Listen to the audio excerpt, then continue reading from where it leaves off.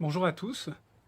Bon, comment transformer ces idées en projet entrepreneurial?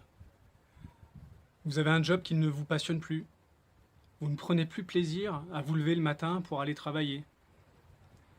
C'est peut-être le moment d'entreprendre, ou en tout cas de faire mûrir un petit peu votre idée. Puis au bout de quelques temps, vous abandonnez. Et puis vous vous dites, c'est trop compliqué, je ne vais pas y arriver.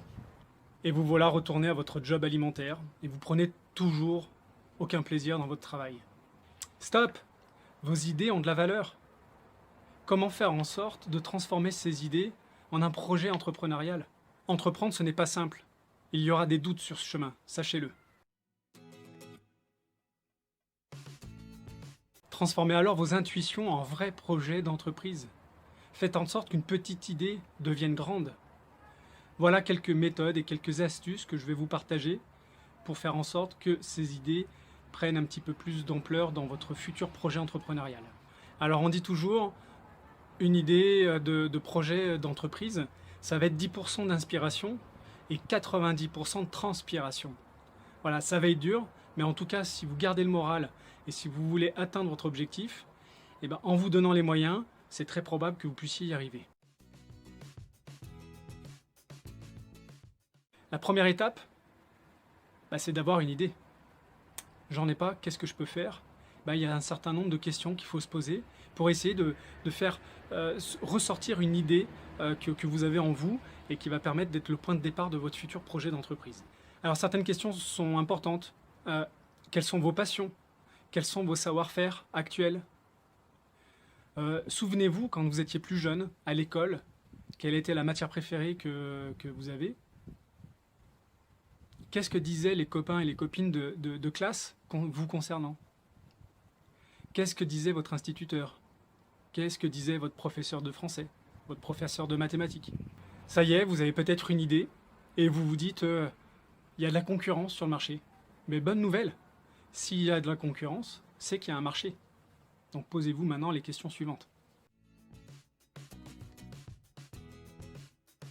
Allez, l'étape 0 est passée. D'avoir une idée, on va passer à l'étape 1.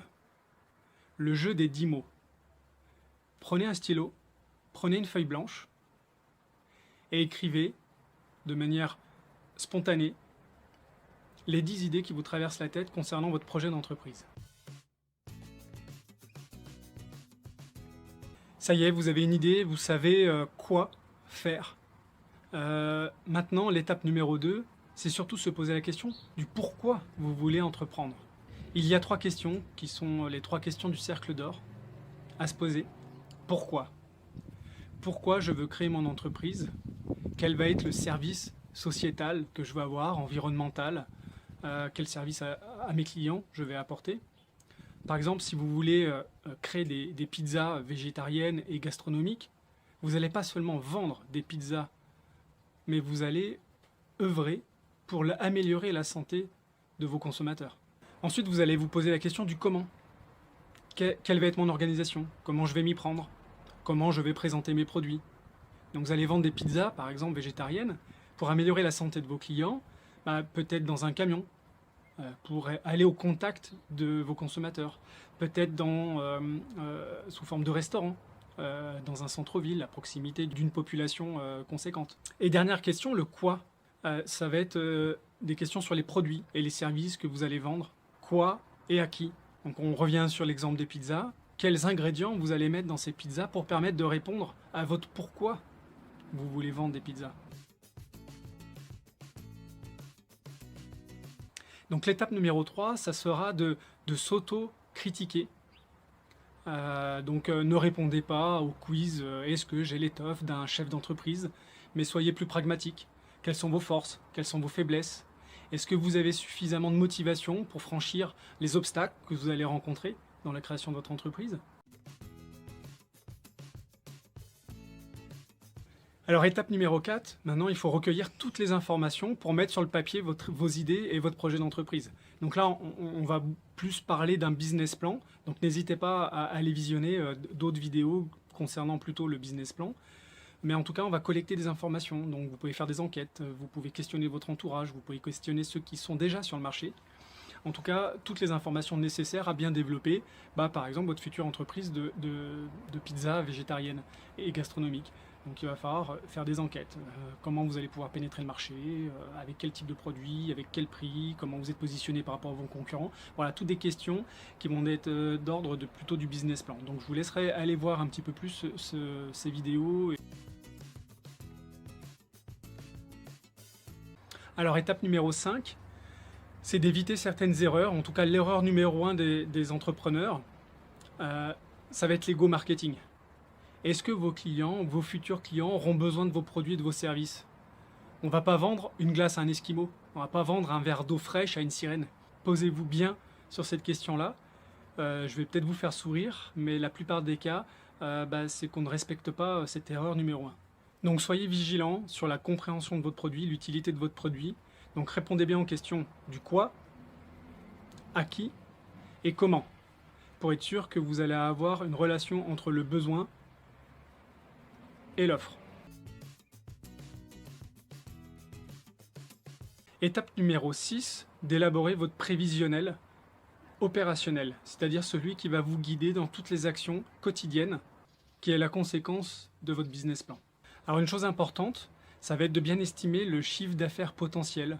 Donc pour un commerce, ça va être de déterminer le nombre total d'habitants. Parmi ces habitants, combien sont susceptibles de consommer des produits de votre catégorie, donc par exemple les pizzas. Et ensuite, parmi eux, combien iront plutôt chez vous qu'ailleurs. Et ensuite déterminer par la simple équation nombre de clients fois le nombre de produits consommés par an fois le prix du produit, du prix moyen du produit, et vous avez du coup votre chiffre d'affaires annuel. Alors étape numéro 7, ça va être de planifier toutes les tâches dans une to-do list. Voilà, de pouvoir élaborer les différentes tâches que vous allez devoir effectuer pour la bonne réalisation de votre projet, les quantifier, les qualifier et de les dater pour permettre de connaître le bon cheminement de votre réussite. Vous pouvez utiliser un certain nombre d'outils disponibles sur Internet, comme le tableau de Gantt, comme un Trello, comme tout simplement un agenda. En tout cas, faites quelque chose qui vous corresponde et qui vous permette de tenir votre plan. Alors étape numéro 8, scénariser le futur de votre projet. Essayez d'avoir un mental à prendre en considération certains plans, le plan très pessimiste, le plan très utopiste et le plan plus raisonnable, plus réaliste. En tout cas, ça vous permettra de rectifier le tir et d'être préparé à une difficulté que vous allez rencontrer dans la création et le développement de votre entreprise. Ça vous préparera aussi à accélérer peut-être un peu plus vite si ça va beaucoup mieux que prévu. En tout cas, essayez de définir différents scénarios. Alors étape numéro 9, la note d'attention. Faites un acte de naissance de ce projet. L'idée, c'est de convaincre. L'idée, c'est de se convaincre et de convaincre son entourage, les futurs partenaires, les futurs financeurs. Donc établissez en fait une note qui vous permettra d'avoir tous les éléments pour permettre d'aller de l'avant et faire en sorte que ce projet naisse. Voilà, maintenant il va falloir mettre ce projet face au monde réel, de se lancer, d'y aller. Donc n'hésitez pas à vous entourer d'un conseiller en pilotage et en gestion d'entreprise comme moi qui vous permettra de répondre à toutes les questions qu'on s'est posées, d'avoir un allié et d'avoir un copilote à ses côtés pour prendre en considération toutes ces choses-là. Donc n'hésitez pas à visiter mon site mfconseiltpe.fr et de me contacter.